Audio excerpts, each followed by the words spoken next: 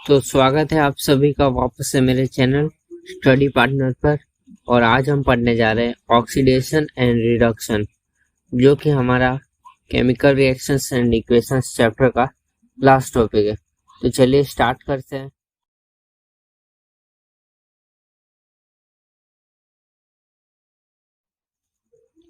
तो चलिए शुरू करते हैं। जब भी कोई रिएक्शन होता है तो हमें उस रिएक्शन को एक्सप्लेन करने की जरूरत पड़ती है कि उस रिएक्शन में असल में क्या चेंज हुआ और उनके जो पार्टिसिपेंट्स हैं वो किस तरह से आपस में रिएक्ट किए या फिर चेंज हुए। तो इन चीजों को एक्सप्लेन करने के लिए हमें किसी न किसी छोटे तरीके की जरूरत थी जो लगभग सभी रिएक्शंस में हमारी मदद कर सकते। चलिए एक रिएक्शन की एग्जांपल से समझते हैं। जब कॉपर सल्फेट जिंक के साथ रिएक्ट करता है तब वो जिंक सल्फेट और कॉपर देता है। यही दूसरा रिएक्शन है, कॉपर सल्फेट जब आयरन के साथ रिएक्ट करता है तब वो आयरन सल्फेट और कॉपर देता है। तो इन दोनों रिएक्शंस में कुछ कॉमन पॉइंट्स हैं कि दोनों ही रिएक्शन में कॉपर हमें मिल रहा है प्रोडक्ट के तौर पर, और जो फॉर्मेशन हो रहा है उसमें सल्फेट के सॉल्यूशंस बन रहे हैं। यहाँ पर कॉपर सल्फेट से SO4 आयंस अलग होके जिंक में ऐड हो रहे हैं। तो और उसी तरह कॉपर सल्फेट और आयरन के रिएक्शन में भी हो रहा है। तो इन दोनों रिएक्शंस में क्या कुछ सिमिलरिटीज हैं? तो इन दोनों रिएक्शंस में आने वाली सिमिलरिटीज को बताने के लिए दो टर्म्स खोजे गए जिन्हें ऑक्सीडेशन और रिडक्शन कहा गया। जैसा कि यहाँ पर कॉपर से सल्फेट के आयंस निकल रहे हैं और जिंक में सल्फेट के आयंस ऐड हो रहे हैं, यहाँ पे उलट काम हो रहा है। उसी तरह ऑक्सीडेशन और रिडक्शन भी एक दूसरे के उल्टे टर्म्स हैं। अगर ऑक्सीडेशन किसी एलिमेंट के ऐड होने पे बात करेगा तो रिडक्शन उसी एलिमेंट के रिमूव होने पे बात करेगा। यहाँ पर जैसे कंपोनेंट्स में दो चीजें हैं, तो इन दोनों को डिफाइन करने के लिए ये दोनों टर्म्स जरूरी हैं। जैसा कि ये दोनों रिएक्शंस डिस्प्लेसमेंट रिएक्शंस के एग्जाम्पल हैं। डिस्प्लेसमेंट रिएक्शन से ही आप समझ गए होंगे कि एक का डिस्प्लेसमेंट दूसरे के द्वारा हो रहा है, लेकिन ये तो सिर्फ ये ही बता पा रहा है, लेकिन उस रिएक्शन के अंदर में क्या हो रहा है वो हमें बताएगा ऑक्सीडेशन और रिडक्शन। ऑक्सीडेशन और रिडक्शन हर रिएक्शन के लिए अलग अलग होते हैं, अलग अलग फिक्स वैल्यूज होती हैं उनकी, कि किसी एक एलिमेंट का ऑक्सीडेशन हो रहा है या फिर किसी एक एलिमेंट का रिडक्शन हो रहा है, वो सिर्फ उस रिएक्शन के लिए ही सही होंगे। बात करते हैं ऑक्सीडेशन और रिडक्शन पे। ऑक्सीडेशन, एडिशन ऑफ ऑक्सीजन को हम लोग बोलते हैं ऑक्सीडेशन। जब किसी कंपाउंड में या किसी रिएक्शन में ऑक्सीजन ऐड हो रहा हो तो उस रिएक्शन को हम लोग बोलेंगे ऑक्सीडेशन। या फिर रिमूवल ऑफ हाइड्रोजन, मतलब कि किसी कंपाउंड में अगर हाइड्रोजन रिमूव भी हो रहा है तो हम उस रिएक्शन को बोलेंगे ऑक्सीडेशन रिएक्शन। यहाँ पर ऑक्सीजन दोनों बातों पे चलता है, या तो ऑक्सीजन ऐड होना या फिर हाइड्रोजन का रिमूव होना। यह दूसरी और रिडक्शन ठीक इसके उलट, यहाँ पर ऑक्सीजन के रिमूव होने को रिडक्शन कहते हैं, या फिर हाइड्रोजन के ऐड होने को रिडक्शन कहते हैं। रिडक्शन हाइड्रोजन के ऐड होने को, मतलब किसी भी रिएक्शंस में अगर हाइड्रोजन का ऐड हो रहा है, एडिशन हो रहा है, तो उस रिएक्शन को हम लोग बोलेंगे रिडक्शन रिएक्शन। चलिए ऑक्सीडेशन को समझते हैं और छोटे छोटे रिएक्शंस को देखते हैं। हमारा पहला एग्जांपल है कार्बन। जब एटमॉस्फेरिक ऑक्सीजन के साथ जलाया जाता है तब वो कार्बन डाइऑक्साइड देता है। यहाँ पर कार्बन जो कि हमारे रिएक्टेंट की साइड में, वही प्रोडक्ट की साइड में जाने पर कार्बन डाइऑक्साइड बन जाता है। यहाँ पर कार्बन में 2 ऑक्सीजन ऐड हो जाते हैं, तो कार्बन से कार्बन डाइऑक्साइड बनने के प्रोसेस को हम लोग बोलते हैं ऑक्सीडेशन, क्योंकि यहाँ पर ऑक्सीजन ऐड हो रहा है कार्बन में, नंबर ऑफ ऑक्सीजन एटम्स बढ़ रहा है। दूसरा एग्जांपल है magnesium plus oxygen gives MgO। यहाँ पर मैग्नीशियम नेचुरली Mg फॉर्म में एग्जिस्ट कर रहा है, लेकिन रिएक्शन होने के बाद, ऑक्सीजन से रिएक्शन होने के बाद वो MgO ऑक्सीजन के साथ कंपाउंड बना लेता है, इसमें ऑक्सीजन ऐड हो जाता है, तो यहाँ पर Mg का ऑक्सीडेशन हो रहा है।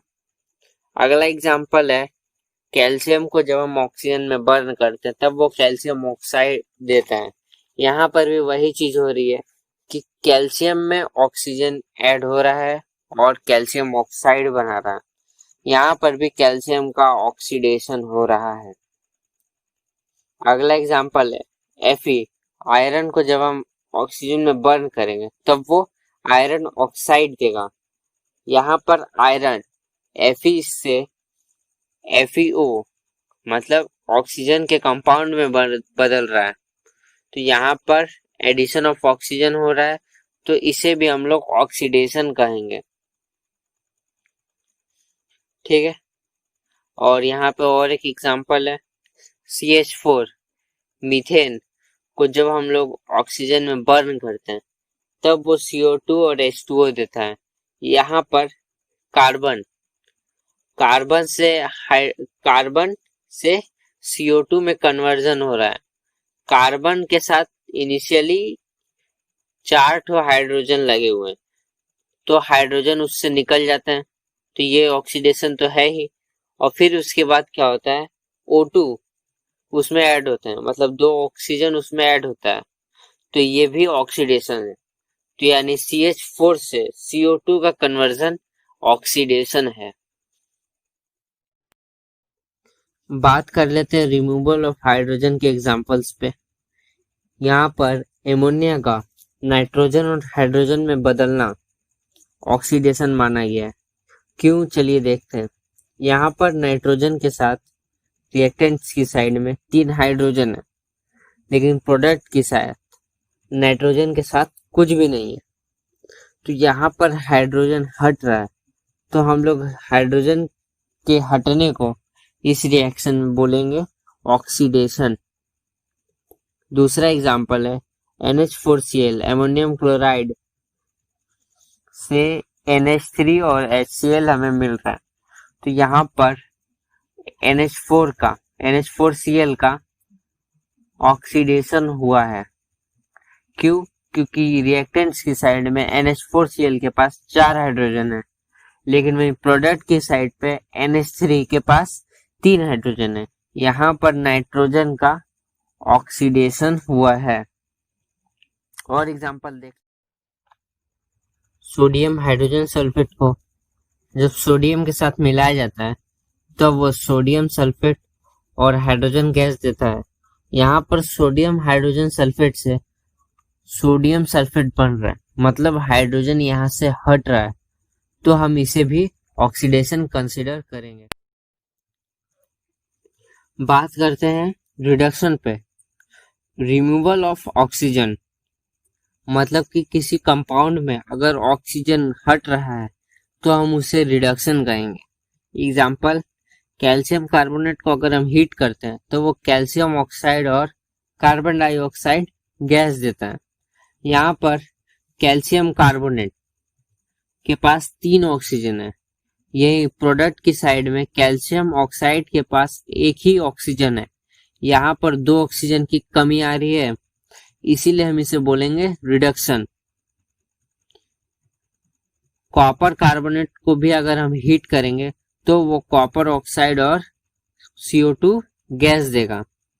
यहाँ पर कॉपर कार्बोनेट के पास भी 3 ही ऑक्सीजन एटम है, लेकिन रिएक्शन के बाद प्रोडक्ट की साइड में उसके पास सिर्फ एक ही ऑक्सीजन एटम बचता है, बाकी सारे CO2 के साथ चले गए। इसीलिए यहाँ इस रिएक्शन में भी उसका रिडक्शन हुआ है।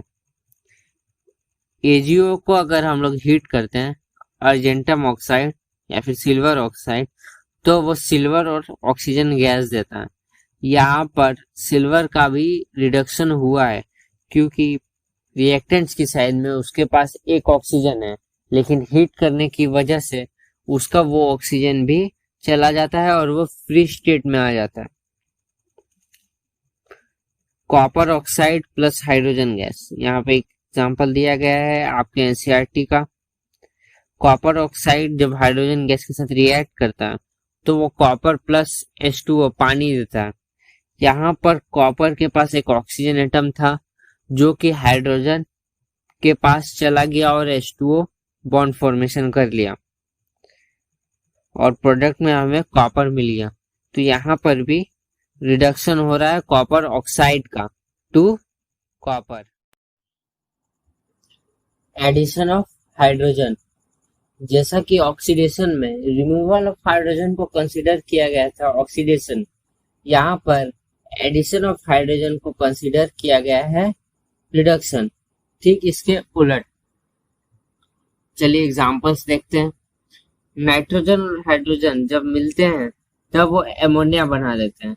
यहाँ पर नाइट्रोजन का रिडक्शन हुआ है क्योंकि उसमें हाइड्रोजन ऐड हो रहा है।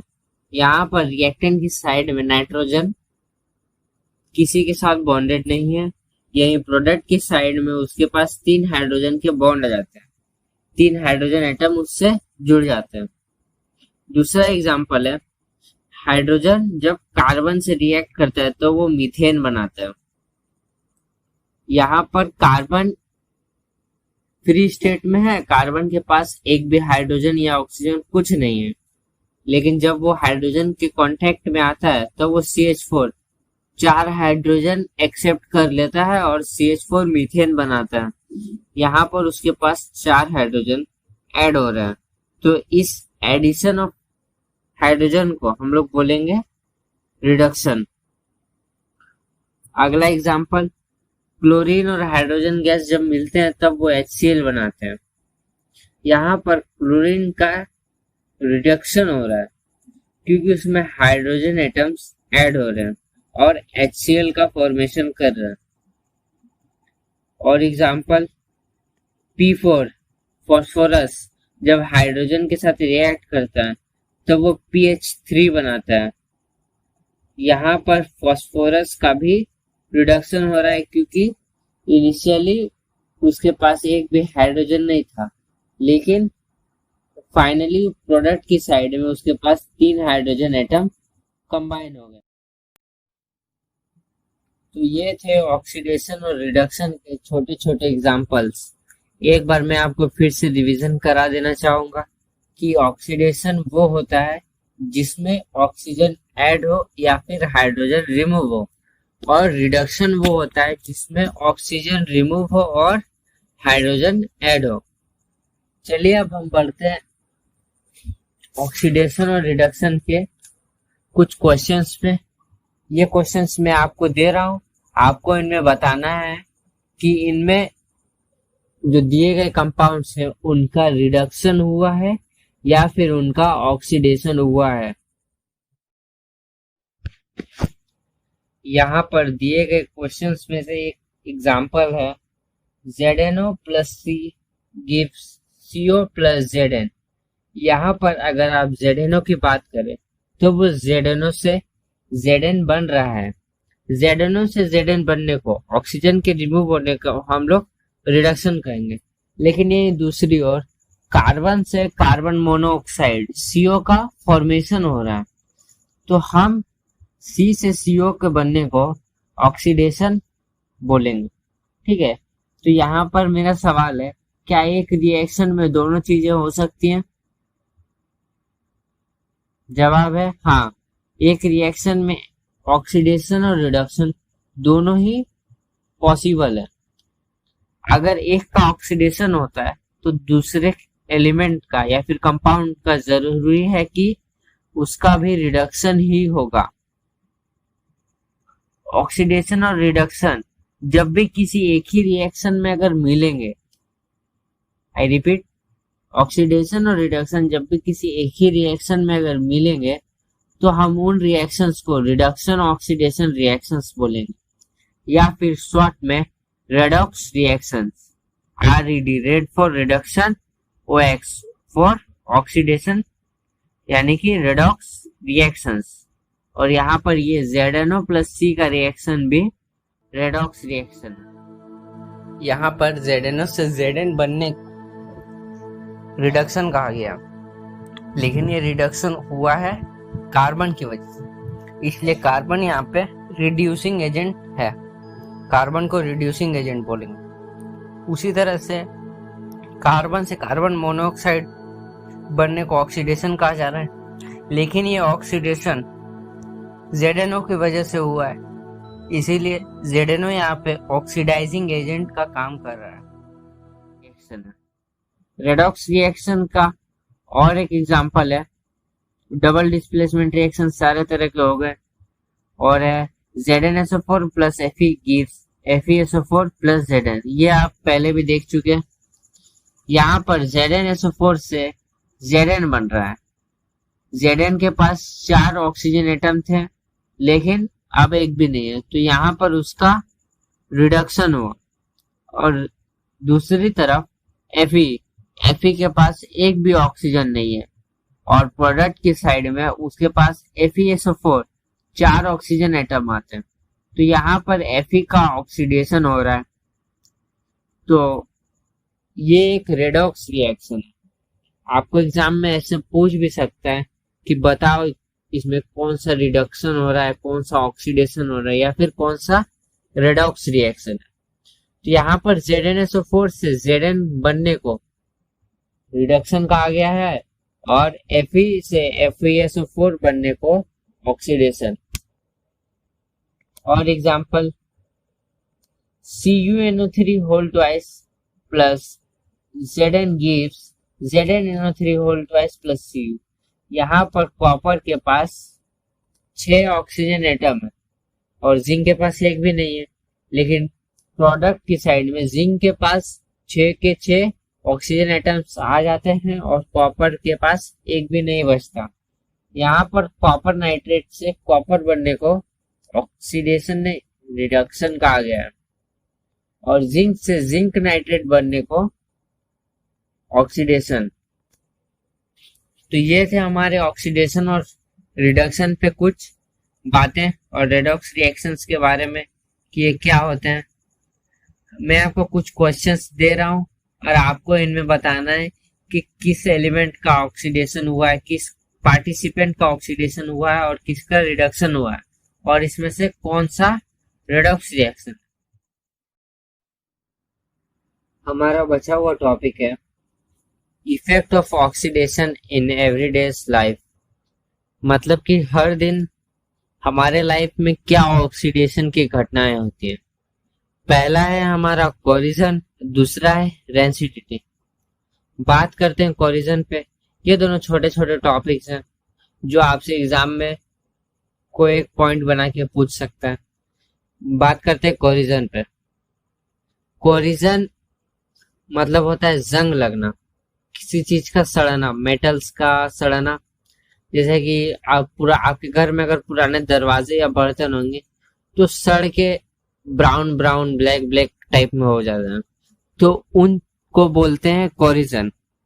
When metal get contact in with oxygen they corrode and forms their oxides. जब मेटल्स ऑक्सीजन के कांटेक्ट में आते हैं तो वो ऑक्सीजन के साथ उनके ऑक्साइड्स फॉर्म कर लेते हैं, मतलब उन मेटल्स में ऑक्सीजन ऐड हो जाता है। मेटल्स के ऑक्साइड का जो फॉर्म हो जाता है तो वो उस मेटल्स की प्रॉपर्टी को चेंज कर देते हैं और वो जंग बन जाते हैं। इसके कुछ एग्जांपल्स हैं, जैसे कि कॉपर, वो तांबा जो होता है कुछ समय बाद हरे रंग का हो जाता है।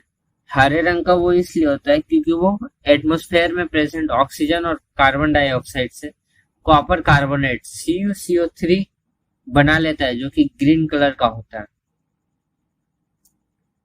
Ag जो सिल्वर होता है, चांदी, चांदी अगर बहुत ज्यादा देर तक एयर में एक्सपोज रहता है, हम जब चांदी पहनते तो पहनने से उसका शाइननेस धीरे धीरे घटने लगता है, क्योंकि वहां पे एजी की सरफेस पे AgO argentum oxide, silver oxide जो कि ग्रे कलर का होता है, उसका फॉर्मेशन हो जाता है। एल्युमिनियम, हम लोग जानते हैं एल्युमिनियम एक रिएक्टिव मेटल है, फिर भी हम एल्युमिनियम के बर्तन पर खाना बनाते हैं, एल्युमिनियम फॉयल का इस्तेमाल करते हैं, क्योंकि एल्युमिनियम ऑक्साइड बना लेता है एटमॉस्फेयर में प्रेजेंट ऑक्सीजन की मदद से, जो कि व्हाइट कलर का होता है, और वो इतना हार्डली एल्युमिनियम से चिपका होता है कि उसे अलग करना बहुत मुश्किल होता है। और इसका मोस्ट कॉमन एग्जांपल तो आप जानते ही होंगे, Fe आयरन जब पानी और ऑक्सीजन के संपर्क में आता है तब वो Fe2O3 आयरन ऑक्साइड बना लेता है, जो कि ब्राउन कलर का होता है, रस्टिंग इसे ही कहते हैं मोस्टली। बात कर लेते हैं कि हम कोरिजन से कैसे बच सकते हैं। हमारा पहला प्रोटेक्शन के लिए प्रोसेस है गैल्वेनाइजेशन।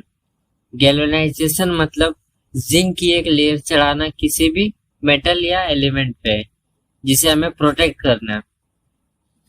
हमारा दूसरा प्रोसेस है, हम पेंटिंग से कोरिजन से बच सकते हैं, पेंट करके दरवाजों पे, बर्तनों पे पेंट करके, या फिर ऑयलिंग कर सकते हैं तेल लगा के उसमें, या फिर ग्रीजिंग कर सकते हैं ग्रीस लगा देने से, जैसे कि बाइक के इंजन्स में। और सबसे अच्छा तरीका हमारे पास है इलेक्ट्रोप्लेटिंग कर सकते हैं, उसके ऊपर किसी भी एलिमेंट का एक लेयर चढ़ा के। तो कोरिजन खत्म हो चुका है, अब बात कर लेते हैं रेंसिडिटी पे, जो कि एक छोटा टॉपिक है। रेंसिडिटी क्या होती है? जब ऑयल और फैट वाले जो फूड्स होते हैं वो ऑक्सीजन के साथ रिएक्ट कर जाते हैं और खराब हो जाते हैं, तो इसी ऑक्सीजन के साथ रिएक्ट करके खराब होने को, खाना के खराब होने को हम लोग रेंसिडिटी कहते हैं। The condition produced by aerial oxidation of oil and fat containing food marked by unpleasant smell and taste is called rancidity. मतलब कि जो ऑक्सीजन रिएक्ट करने के बाद टेस्ट को खराब कर देता है खाने के, ऑयल और फैट्स वाले फूड में मोस्टली रिएक्शंस होता है ऑक्सीजन का, और जिसे हम पहचान सकते हैं, गंदी बदबू आने लगती है, अब टेस्ट भी खराब हो जाता है, खट्टा खट्टा एकदम अजीब सा टेस्ट हो जाता है, तो हम लोग उसको बोलते हैं रेंसिडिटी। रेंसिडिटी के प्रोटेक्शन पे बातें कर लेते हैं। रेंसिडिटी को प्रोटेक्शन के लिए जो कुरकुरे उरकुरे के पैकेट्स होते हैं ना, कुरकुरे, लेज, बिंगो, ये सब में, उन सब में नाइट्रोजन गैस भरा जाता है, ताकि वो जो उनके फूड में ऑयल और फैट्स है वो खराब ना हो और उनका फूड ज्यादा टाइम तक बचा रहे। दूसरा, हम लोग प्रिजर्वेटिव का यूज कर सकते हैं, जैसे कि विनेगर हो गया, और हम लोग रेफ्रिजरेट कर सकते हैं, मतलब फ्रिज में डाल दिया हम लोग खाना को, जिससे हम लोग रेंसिडिटी से बच सकते हैं।